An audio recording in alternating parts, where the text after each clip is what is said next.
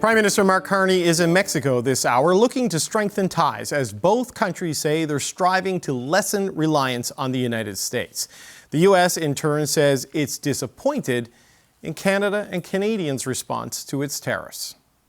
It is very, very difficult to find Canadians who are passionate about the American-Canadian relationship. Okay?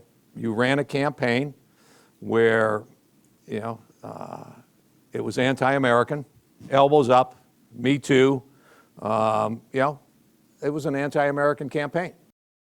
The CBC's JP Tasker has been tracking the numbers on how Canadians are choosing to spend their money in the face of the trade war. Okay, JP, let's start with travel. This is one of the things you've been on for a while now. What are we seeing on the travel front? Yeah, after President Trump launched his trade war and hit us with punishing tariffs, you'll remember Prime Minister Mark Carney said the old relationship with the United States will soon be over. Now we have some hard data to suggest that prophecy is coming true. There has been a quantifiable shift with travel on trade, shopping, and culture. Let's start with cross-border travel in particular. It's not just a slump, it's really in free fall. With trips by automobile in August, it was down 35% in August alone. And when we first started talking about this phenomenon, it was really a land border thing, if you'll remember. Well, now we also have some data on air travel as well. That's down 25% year over year. In August, Air Canada has cut back a number of its U.S. routes, or downsize some of the planes on some of the routes to American cities. But that doesn't mean travel demand has dried up. They've actually added 28 international routes to destinations beyond the United States. Canadians still want to travel. They're going to Europe, the Caribbean, and South America instead. Right, okay, because we saw basically it was cut in half from pre-pandemic numbers, or pretty close to it. Absolutely. My kids wanted to go to Disney. We took them to PEI this summer. The beaches were just as good. Okay, so that's travel. Let's talk about trade, because this is the thing that is being directly hit by this. What's the data showing? Yeah, Canadian exports to the United States have dropped about 2%. That seems like a small figure on paper, but you know this well. That's about $5 billion, a hit to exporters in this country. So it's dropped off.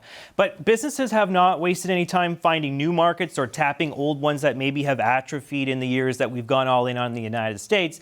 And when you look at the United Kingdom in particular, it's up 63% this year in terms of the number of exports that are going, the value of those exports going to Great Britain and Northern Ireland. In terms of Europe overall, it's up 26%. So we're sending many more minerals, resources, technology, infrastructure, agricultural products. It's all up. So as the U.S. craters, or at least dips a little bit here, craters in terms of the dollar amount, they're finding other markets to sell those goods. It's important to say, though, with the interconnectedness and the scale of trade, that 2% is probably even a whole lot bigger than the 63. I will say, though, the UK is now our second largest trading partner as a result of all these shifts. They've actually displaced China. So we are sending more goods to the UK than just about any other jurisdiction on earth, other than, of course, as you say, the United States. Okay, that is an interesting development there. Okay, so we see the trade changes, the travel changes, the change in those flows. What other changes you see, what consumers are doing? Yeah, let's dig into some consumer patterns. We've seen some data from American liquor producers. Of course, we've been following this trend for a long time. We now know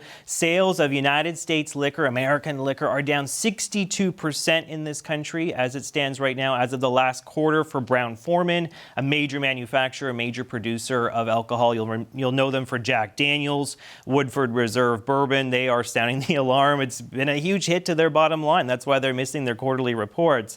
Loblaw, of course, the country's largest grocer, is also seeing a major dip in terms of the sales of U.S. products. They've taken dozens of U.S. products off their shelves and replaced them with Canadian ones because there is a demand for that homegrown content. They've added more than 100 new Canadian suppliers to their supply chain because there is that demand.